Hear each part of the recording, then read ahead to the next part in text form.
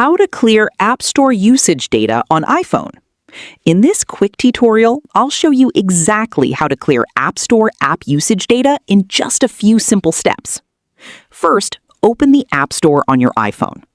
Next, tap your profile icon in the top right corner of the screen.